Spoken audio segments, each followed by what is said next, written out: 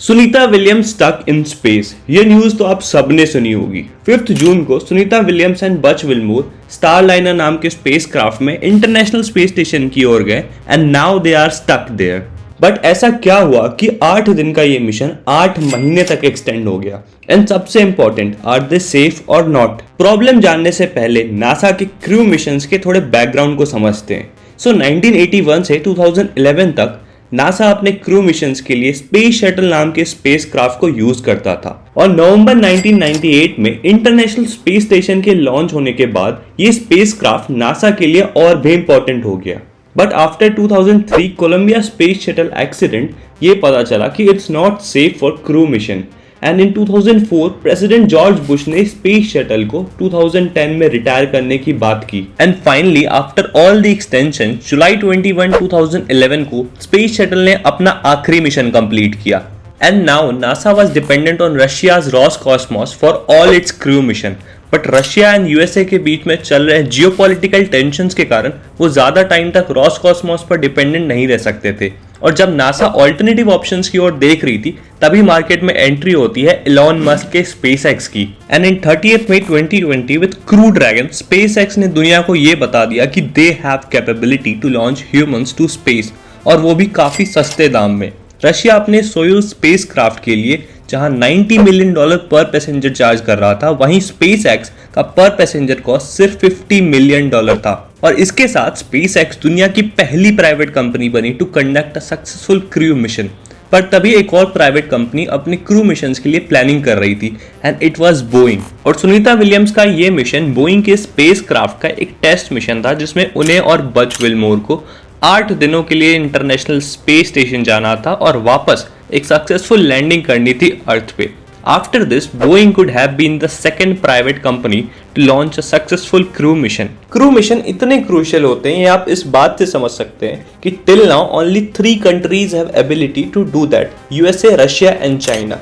Even India is still planning to do so with its Gaganyaan mission. अब बात करते हैं स्टारलाइनर स्पेसक्राफ्ट की। तो जब भी किसी स्पेसक्राफ्ट को टेस्ट किया जाता है तो 2 तरह की टेस्टिंग होती है, crewed and uncrewed. Uncrewed testing में एस्ट्रोनॉट्स के डमी को स्पेस में भेजा जाता है to test the safety and functionality of spacecraft and after this एक क्रू टेस्टिंग की जाती है to check the final demo of it. तो इनिशियली स्टारलाइनर के अनक्रूड ऑर्बिटल फ्लाइट को 2019 के फर्स्ट क्वार्टर में टेस्ट करने की प्लानिंग की गई थी, बट कुछ कॉम्प्लिकेशंस के कारण ये लॉन्च दिसंबर 2019 को किया गया and unfortunately this launch was a partial failure. तो प्रॉब्लम ये था कि स्टारलाइनर का internal clock actual calculated time से थोड़ा ऑफ चल रहा था and due to all these miscalculations जो थ्रस्टर्स उसे फायर करने थे to dock spacecraft in ISS वो काफी ज्यादा फ्यूल कंज्यूम कर चुका था। So they missed the docking of it in International Space Station. फिर बोइंग ने एक और अनक्रूड मिशन लॉन्च करने की प्लानिंग की जिसकी इनिशियल लॉन्च डेट तो 10 नवंबर 2020 की थी, बट आफ्टर सम टाइम उसे अगस्त 2021 में एक्सटेंड कर दिया गया।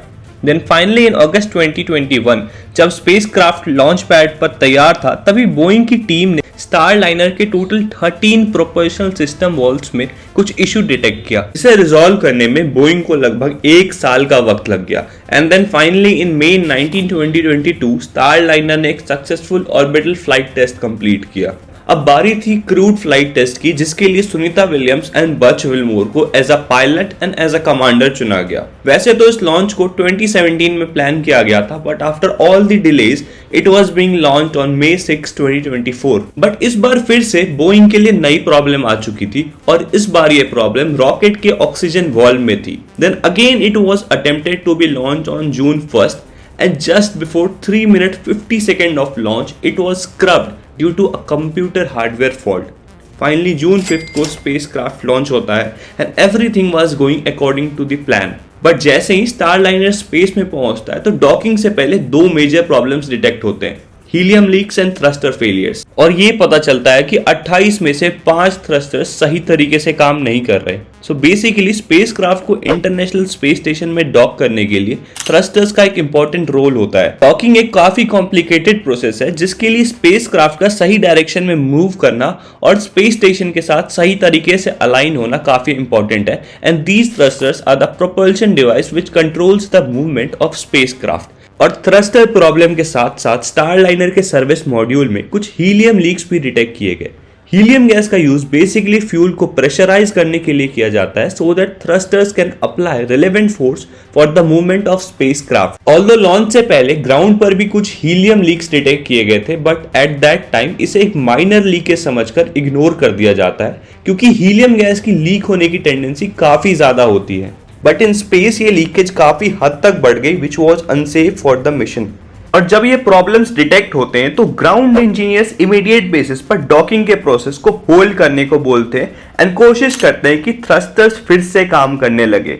फाइनली 5 में से 4 थ्रस्टर्स को रिस्टोर कर लिया जाता है और इंटरनेशनल स्पेस स्टेशन में एक सक्सेसफुल डॉकिंग होती है। अब बात थी वापस अर्थ पर एक सेफ लैंडिंग की। ऑल्दो स्पेसक्राफ्ट आईएसएस पर तो डॉक हो चुका था, बट सेफ लैंडिंग नासा के लिए अभी भी एक मेजर चैलेंज था।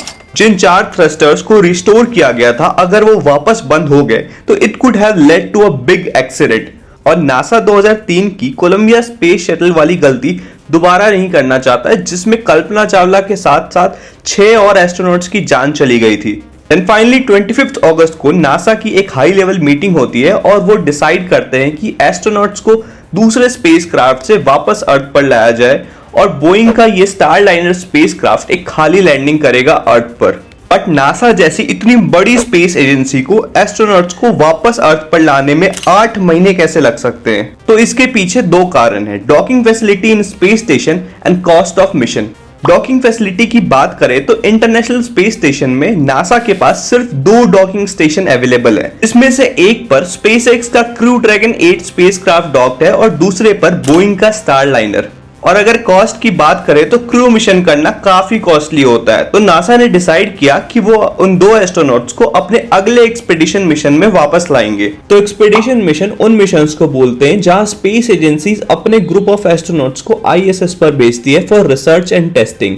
और नासा का अगला expedition mission SpaceX crew dragon 9 में 28 सितंबर को लॉन्च होने वाला था, जिसमें 4 एस्ट्रोनॉट्स जाने वाले थे फॉर एक्सपेडिशन। बट नासा ने डिसाइड किया कि वो सिर्फ 2 एस्ट्रोनॉट्स को भेजेंगे और बाकी 2 एस्ट्रोनॉट्स की काम की रिस्पॉन्सिबिलिटी सुनीता विलियम्स एंड बच विलमोर को हैंडल कर दी जाएगी।